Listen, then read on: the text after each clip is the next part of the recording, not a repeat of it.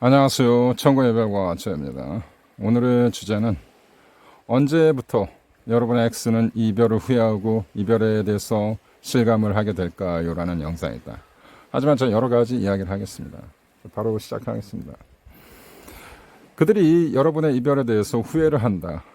그들이 한 이 결정에 대해서 그들이 부정적인 기조로 생각을 한다는 것은 여러분한테는 좋은 신호입니다.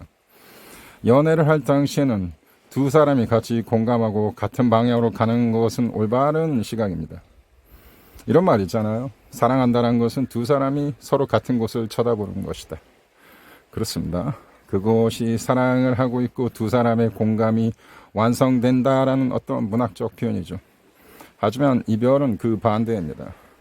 여러분의 감정의 시선과 그들의 감정의 시선이 반대 방향으로 가고 있기 때문이죠. 하지만 그것이 언제나 반대 방향으로 가지는 않습니다. 그것은 곡선입니다. 다시 돌아오면서 이 부메랑을 치면서 여러분과 다시 교차하는 순간이 옵니다. 그것이 재회의 순간이죠. 그래서 이별 후에 그들의 심리 변화라는 것은 굉장히 중요한 이슈이고 저의 채널에서는 그렇습니다. 자, 그들이 이별을 실감하는 시기는 언제이냐? 일단 이것부터 말씀드리겠습니다. 여러분의 시간과 그들의 시간은 다르게 간다입니다. 왜 그러냐? 여러분이 이별을 받았을 때 이별을 예감하기는 하지만 많은 경우 머리에 뒤통수 맞듯이 갑자기 충격적인 이별 충고를 이별의 어떤 선고를 받는 경우가 굉장히 많습니다. 이것은 무엇을 의미합니까? 여러분은 이별에 대해서 준비되어 있지 않았지만 상대 X는 꽤 오랫동안 여러분의 이별에 대해서 생각하고 있었던 것입니다. 제가 가끔 이런 생각을 합니다. 이별과 죄란 것은 깻잎 한 장 차이다. 그들 역시 이별에 대해서 왜 고민을 할까요? 그렇지 않은 경우도 있지만 대개 이별에 대해서 심각한 고민을 합니다. 그만큼 여러분의 존재는 그들한테 굉장히 무겁고 중요하고 소중한 존재였습니다. 지금도 그럴 수 있습니다. 그렇기 때문에 그들은 고민을 한 거예요. 그렇기 때문에 그들은 인간이란 것은 나약하고 자기 자신의 스탠스를 먼저 중요하게 생각하는 이기적인 마음이 있기 때문에 이 이별을 왜 두려워하냐? 이별했을 때 자기 자신도 어떻게 이별에 대해서 대응을 해야 할지 전략을 세우고 마음의 준비를 하고 각오를 하기 위해서 이러한 전략적인 생각을 하는 것입니다. 그래서 그들이 이 이별에 대해서 손실감을 느끼는 시기는 여러분의 시기와 완전히 다릅니다. 왜? 그들은 준비해야 왔기 때문에. 그래서 여러분이 힘들다고 해서 그들의 시간과 여러분의 시간이 같다고 생각하면 안 됩니다. 그럼 어떻게 이 시간적인 개념을 여러분이 추측할 수 있냐? 간단합니다. 여러분의 마음이 안정감이 들고 이 이별에 대해서 조금씩 정리가 되거나 이별을 극복할 만큼 자신감이 생길 때 그들은 이별을 후회하고 여러분에 대해서 손실감을 느끼는 시기, 저는 여기 대해서 확신합니다. 반드시 그럴 겁니다. 자, 그러면 제가 중요하게 얘기하는 것은 두 번째 이야기입니다. 통제력과 가치의 상실과 회복이죠. 제가 많은 시간을 통해서 여러분한테 이런 얘기를 했습니다. 그들이 이별을 하는 이유는 여러분을 다시는 보지 않겠다라는 게 아니다. 여러분 가치가 그렇게 낮지 않습니다. 여러분을 그렇게 미워하지 않습니다. 그들은 여러분을 계속 여러분을 그들의 궤도에 남겨두고 싶어 합니다. 하지만 그것은 도덕적으로 사회적으로 인정할 수 없는 불공평함이기 때문에 이별을 어쩔 수 없이 선택한 거죠. 그들이 원하는 것은 통제력입니다. 그들이 새로운 옵션을 찾지 못할 때 여러분이 계속 그들 옆에 남아주기를 그들은 원합니다. 말은 그렇게 하지 않지만 그들은 무의식에는 분명히 그렇습니다. 그래서 이들의 통제감, 여러분을 통제할 수 없다는 자신감을 잃어버릴 때 여러분의 재회 확률이 생기고 그들이 이별에 대해서 후회하는 기점입니다. 그럼 이것을 어떻게 할 수 있나요? 저의 채널 나를 버린 X의 심리 변화 과정을 참고하시고 또 재생 목록에 있는 X의 심리에 대해서 많이 참고하시기 바랍니다.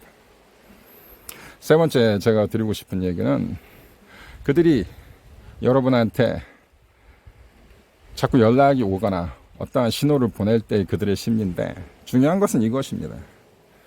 그들은 여러분이 그들한테 연락을 취해서 뭔가 여러분한테 다시 매달리기를 원하는 그런 시기가 반드시 온다는 얘기죠. 이것이 후번이 발생하는 시기이고 저천공의 영상에서 중요한 어떤 토픽이죠. 예를 들어서 제가 한마디 말씀드릴게요. 술 먹고 X가 술 먹고 밤에 새벽에 전화가 온다. 이거요. 이게 상당히 그런 아주 대표적인 증상입니다. 여러분한테 연락이 와서 밤에 뭐 여러분을 그리워한다 아니면 뭐 여러 가지 이야기를 할 수 있습니다. 이때 여러분이 무너져서 매달리거나 보고 싶다 뭐 이런 얘기를 할 때가 있는데요. 그것이 바로 그들이 원하는 대답입니다. 그리고 그들은 다시 이 대답을 듣고 여러분을 찰 수 있는 거죠. 굉장히 변태적이고 아주 사악하죠. 하지만 이게 현실에서 자주 벌어집니다. 이것은 왜 그들이 이러한 행동을 하냐. 그들이 아직도 여러분이 그들 옆에 계속 남아 있어서 그들을 기다려주고 있는가를 확인하는 것이죠. 예, 인간은 나약합니다. 여러분한테 이별을 선고한 사람 역시 여러분에 대한 많은 생각들을 각도로 하고 있는 것입니다.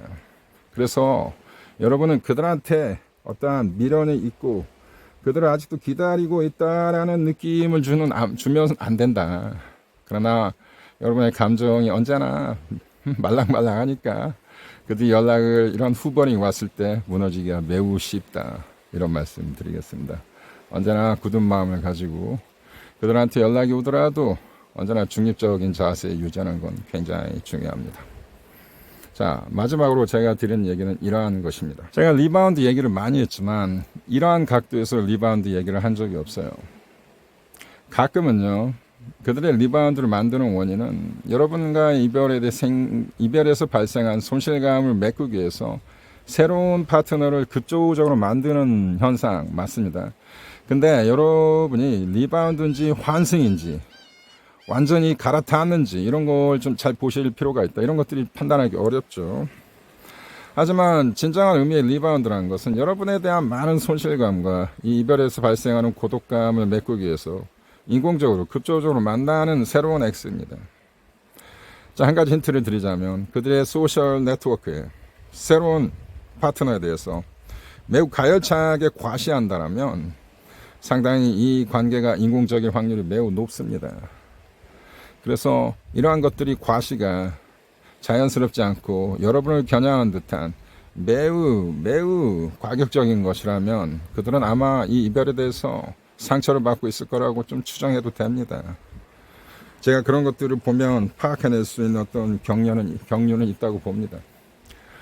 자, 그리고 마지막은 여러분한테 정말로 어떤 미련과 후회를 가지고 있다면 여러분한테 연락이 옵니다. 하지만 그 연락 자체도 언제나 여러분이 중립적인 자세를 가지고 받아들이는 것이 굉장히 중요하다고 생각을 합니다. 자, 오늘 여기까지 하겠습니다.